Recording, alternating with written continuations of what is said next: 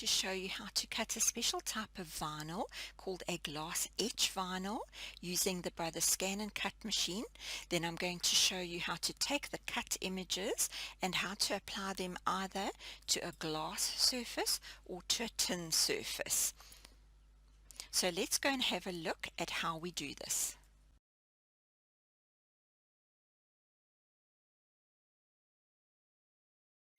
Here are all the things you're going to need in order to do this project. First of all, you'll need your Brother ScanNCut machine.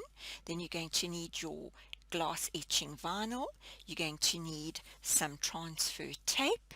You're going to need a felt squeegee, and then your Brother hook and spatula set, and then finally something to apply your cut design to.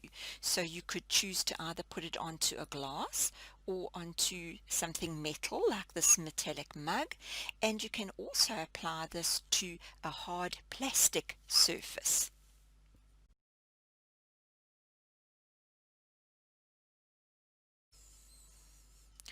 Now I've turned my machine on and I'm ready to go and select a design. And because this is going to be a Father's Day project, I'm going to focus just on selecting some fonts, and then I'm going to show you how to group them together and then how to cut the design out and how to transfer it onto a glass. So now I'm on my opening screen, so I just touch the opening screen and it tells me the carriage is going to move, and then it takes me to my home screen. Now I would like to choose a pattern, so I select patterns. Now obviously I could go and choose any one of the built-in designs, but what I'm going to focus on today is the fonts. So I'm going to use font number 1, and I would like to choose the hashtag. So I say OK and I set it. Now I want to add another pattern, so go to my fonts, go to the font that I've chosen and choose number 1 and say OK and set, and then I'm going to add yet another word, and that is going to be from the same font collection, and I spell the word dad and say OK. Set it, and there they all are on the screen.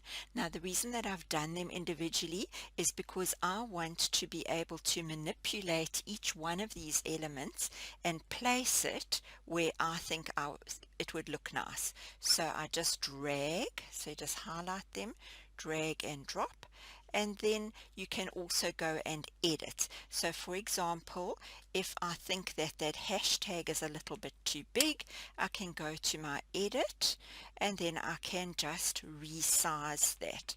So I'm just going to make it a little bit smaller, say OK, and then I would like to just perhaps move that number 1 across a little bit.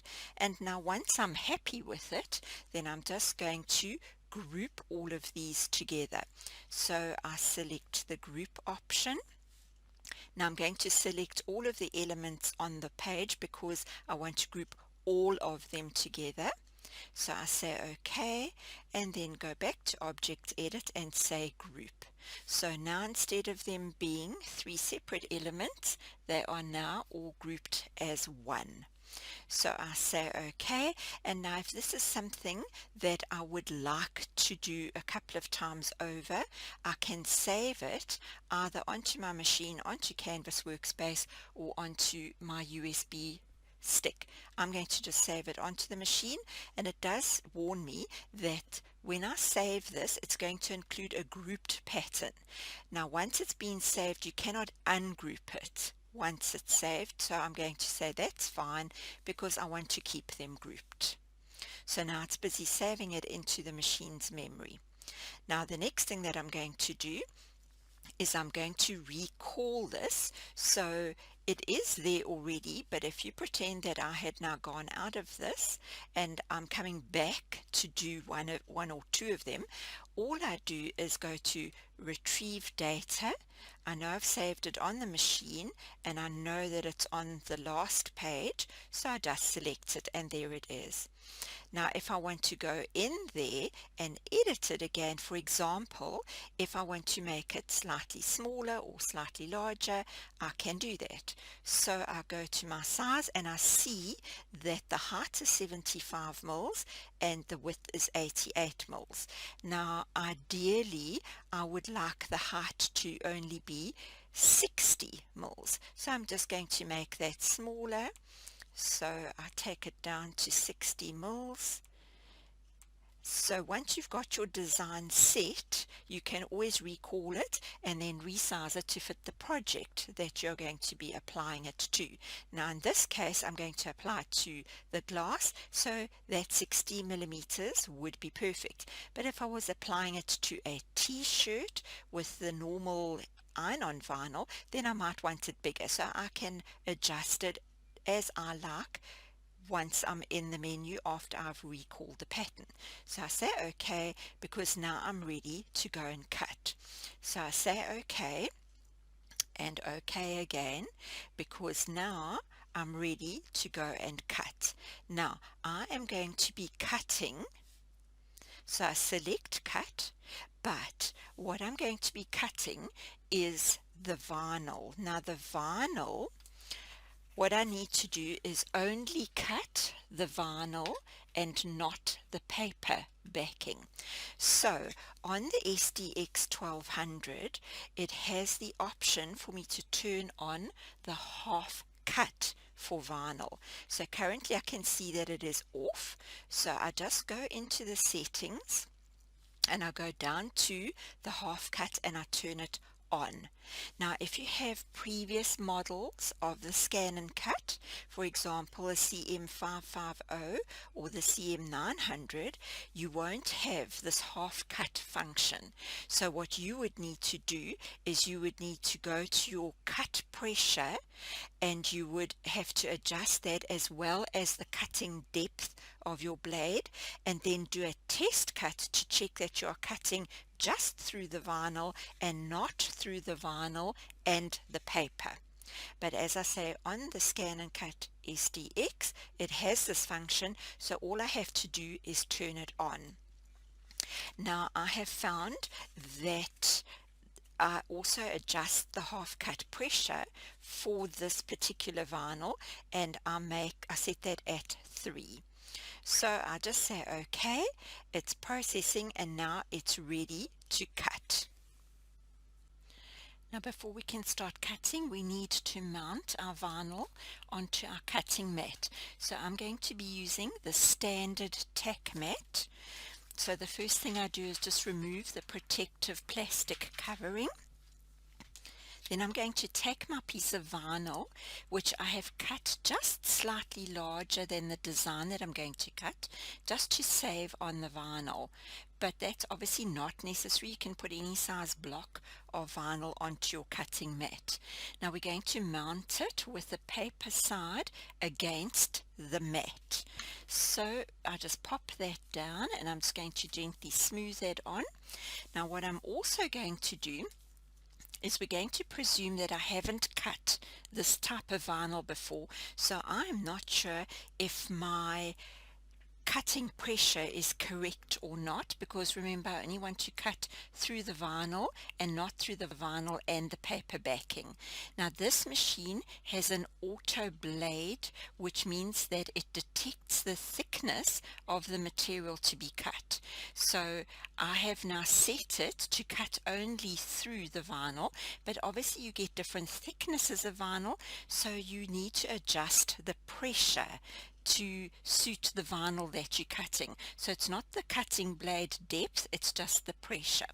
So I am going to use this tiny little piece to do my test cut on.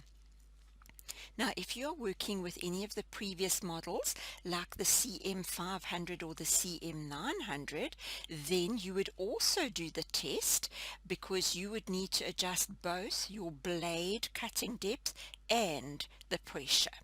So let's pop the second little piece down onto the mat. Now to make sure that they're stuck down nice and firmly, I like to use my felt squeegee just to smooth over the vinyl, and then I know that it is stuck down properly. Now the reason that I like the felt squeegee is that the felt squeegee doesn't damage vinyl. Now I'm ready to pop my mat into my machine. Now I'm ready to load the mat, so all I do is open the front cover, and then you'll see there's a nice flat area that the mat can rest on. Make sure that the arrow is pointing towards the machine, and all we do is we slip the mat in between the two guides so you cannot go wrong. So all that I do is I just hold my finger on the arrow, and then I'm going to press the load the mat button, and then it will load. So let's just do that. So there it goes, and it's loading my mat. So now the mat is loaded, and just one other extra thing, just make sure on the SDX1200 that you've got the little tray at the back of the machine extended outwards, because that is the support for the mat as it travels in and out of the machine. Now just before I start cutting, I'm going to go back a step because I have now mounted my vinyl on my board, but I have no idea where the vinyl is in relation to my design. So I'm just going to go back one step, and over here you'll see there's a little icon that shows you that the machine will scan the mat. So I'm going to press that little icon, and then it's going to tell me that the machine will scan the mat and show up the background, but I need to have my material on the mat and then press the start key. So I already have my vinyl on the mat, so all I do is press start. So now the machine will feed the mat all the way through, and as it does that, it will scan it. So now it pops it back out again.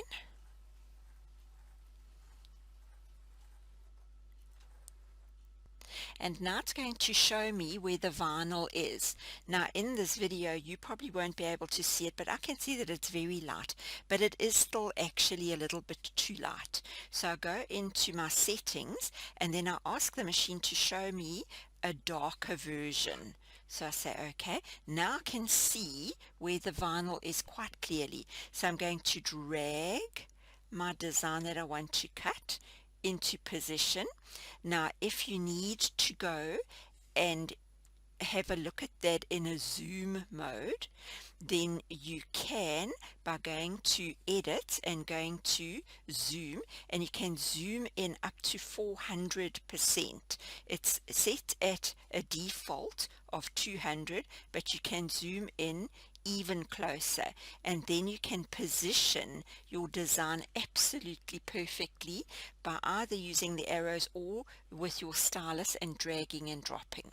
So I'm happy that it's in position, so I say okay, and okay again, and okay again, and please select cut. But now I also want to do a test cut. So I press on the test cut, and it gives me a little red square.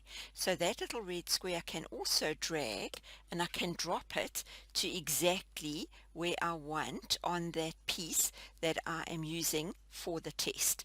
So now I'm going to press start, and it's going to first cut the test cut. So we press start, and off it goes. So now the blade calibrates itself, and then it goes and it cuts. So there it has cut.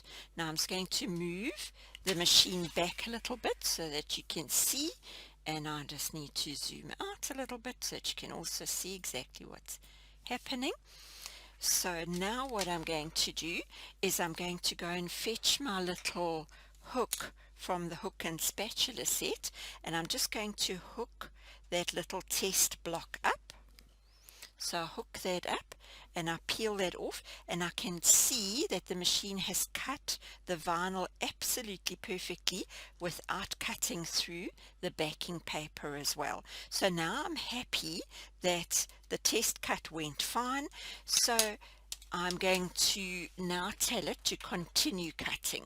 So I'm not going to test again. It does give you the option to test again in case you want to adjust any settings, but I'm happy with how it cut. So it says the test is completed. I can now simply press start, or if I want to test again, I can test. But I want to press start because I now want it to cut out the design. So I'm going to just press start. And off it goes, and it calibrates its blade once again. And I'll just move that back, and you can see it, and there it goes, and it's now busy cutting out the design. And there's a countdown timer on the screen, so it tells me that it's going to take roughly 1 minute to cut that design.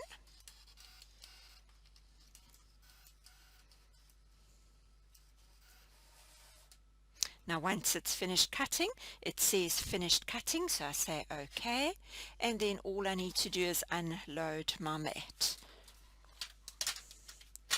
So now I'm going to take the design off of the mat and show you how to transfer it onto the glass. Now just before I continue, I just want to store my little stylus so that it doesn't get mislaid. Now on the SDX1200 there is a little compartment that you can stand your stylus in, and then there are also little compartments, and there are 2 of them that you can open and store your tools in. Now normally my felt squeegee as well as the hook and spatula live inside here, but because I'm using them now, I'm choosing to store them on top of the machine. But when I want to pack the machine away, I pop them into there. Now these little covers have got little magnetic clips, so the covers will clip down and stay locked in place until you physically lift them again. So now I'm happy that my stylus won't get mislaid, and I've got my other tools ready just to use, because I'm going to need the hook and spatula to lift the vinyl off of the mat. So now I'm ready to remove all of the excess vinyl from around the edges of the actual design. So I take my little hook from the hook and spatula set, and then you just hook that in under one of the corners, and then it starts to lift the vinyl. So all you do is quickly pull that off, and then you're left with just the design. But there are some little pieces that are still inside, like for example the little bits in the center of the D and the A, and then also the little hashtag sign. So just lift all of those out, and now all that you're left with is the actual design. So now I'm going to show you how to transfer this onto the medium that you want to put it onto, and in this case I'm going to be applying it to a glass. So now I'm ready to take a piece of my transfer tape. Now I like to use the transfer tape instead of the transfer paper, simply because it's easier to work with, and you can use it quite a lot more than you can with the paper. So what I'm going to do is I've cut myself a little piece of the transfer tape off of my big roll, and now I'm going to just pop that over my design, and then this is where I use the little spatula that comes with the machine, and then I just go and I rub over each one of those letters just to make sure that it's now sticking onto my transfer tape. So I just give it a good old rub, so it's just over each of those letters, and then once I'm happy that that's rubbed off, then I take my little spatula from the hook and spatula, and then I just lift and you just peel, and there you have your entire design now transferred onto your transfer tape. So now we're going to go and pop this onto our glass. So just remember to just lift your paper off of your mat and throw that away. And then once you've done that, always remember to put your protective covering back onto your mat as soon as possible so that it stays protected. Now I'm ready to pop my design onto my glass, but the most important thing before you apply it to your glass is to make sure that the glass is completely clean. Now when I say clean, take a little bit of either rubbing alcohol or even white spirit vinegar works very well. So wash the glass in warm soapy water and then take a little bit of tissue or a little bit of cloth and put some white vinegar or some rubbing alcohol onto the cloth and then rub the glass, especially in the area where you are going to be applying your design, because soap can often leave a residue on the glass and then your vinyl won't adhere as nicely as it should. So this one's already been rubbed down with some white vinegar. So now all that I do is I decide where on the glass I would like to position my design, and then I'm going to just pop it on and then rub it nice and firmly. So if you find that you haven't got it in the right position, you can also gently lift and reposition. So I'm going to just rub that on and just rub that nice and smoothly, and then once I'm finished smoothing that on, I can then just remove my transfer tape. Now this transfer tape you can use more than once, so when you peel it off, keep it and stick it on top of your giant roll that you have. So there we go. So I just pull that off. So you just pull that off gently like that, and there you have got your design on your glass. So I take this little piece and then I just stick it back onto my giant roll. So there I have a selection of things that I've got all ready for Father's Day. Now I'm quickly going to discuss the type of vinyl that I've used on these projects. This particular one is called a glass etch vinyl, and the one that I sell and the one that I have used here is the one that they use on glass shower doors, also on glass doors and on mirrors. So this is the most durable one. They call it the 7-year vinyl, so it's really durable. It can last on doors, shower doors, and on glass doors for up to 7 years. So having said that, this vinyl is washable. Now I don't recommend that you put it in a dishwasher, but you can wash it in warm soapy water and it will not come off. I've in fact soaked all of these in warm soapy water for up to 10 minutes at a time, and absolutely nothing has gone wrong with them. They are still as perfect as when I put them onto the glass. But as I say, I would recommend that you rather hand wash as opposed to putting into a dishwasher. Now I just want to show you this design here. What I did was I took the design after I'd cut the large one, and then I just shrunk it down on the ScanNCut. So I went to edit and I resized it and I made a smaller one to pop onto this metal lid. So you can create all sorts of stunning designs and stunning projects using the glass etch vinyl. Just another quick tip, what I often do is I will take an entire sheet of this glass etch vinyl and put it onto my ScanNCut mat. So the whole sheet covers the whole mat. Then what I do is I select a whole lot of different designs, and then I ask the ScanNCut to arrange them in the most economical way. Now this is a function that will take all the designs that you have got on your screen and it will arrange them for you so that you have very little waste. So I then take a whole lot of different designs that I think I might need in the future. Like for example, this one I could use to put onto a glass vase to give as a gift. And you can even take a whole lot of different designs and keep a little selection in a wallet so that each time you want to make a gift, either to give away or to sell, you have a selection ready cut. And then all you need to do is you're obviously going to leave the designs on their backing paper, and then you are going to just put your transfer tape on, lift that off, and put that onto whatever it is that you would like to decorate. Now I'm going to quickly show you how this auto arrange function works on the machine.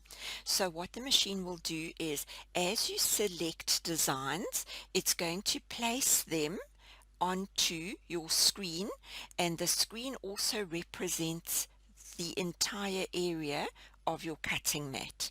Now if I, for example, have already got a piece of vinyl that's mounted onto this mat and it's covering the entire area of the mat, I can go ahead and I can fill this whole area up with designs.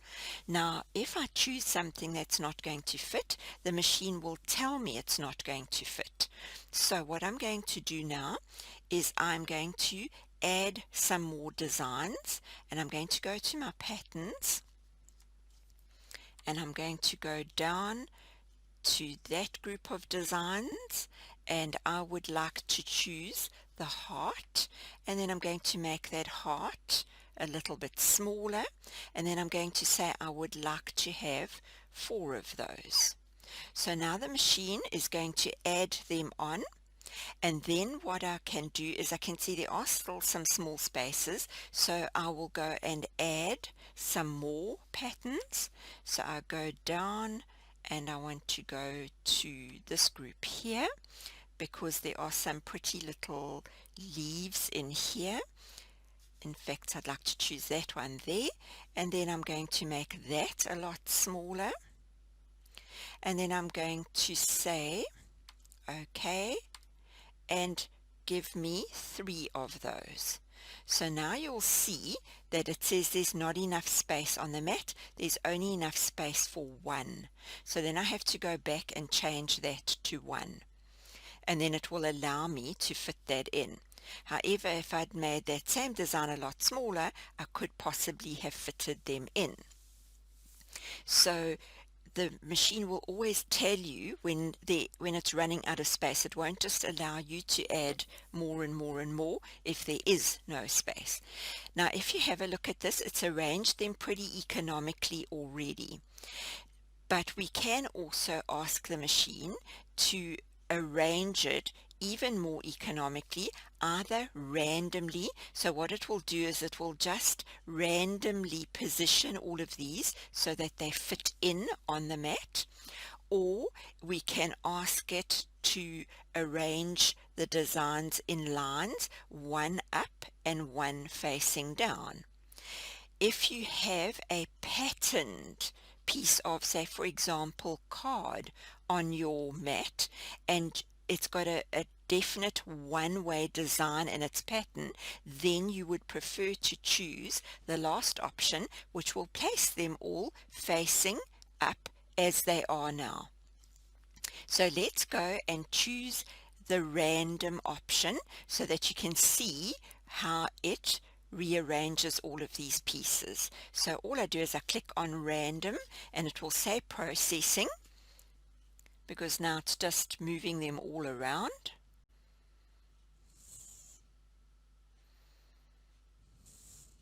So now it has decided that it's better to put them like that. So those that were all facing up are now lying on their sides, because that would be the most economical way of cutting out that group of designs. If you decide you don't want that, you can just press it across and it will take it back to where you were. But let's go and see now, because now we can add some more of these little patterns. And what I'm going to do is I am going to just quickly go back to my pattern selection because I would like to go and choose some of these little flowers here, and I'm just going to make them a little bit smaller and say okay, and then perhaps I can fit 2 or 3 of those in. And now you'll see it's allowed me to put them in, and because it can go in randomly, it has slotted them in to those little gaps there. So you'll have very little waste when you are cutting out. So that is how you use the tool that arranges your designs on the mat so that you have very little waste.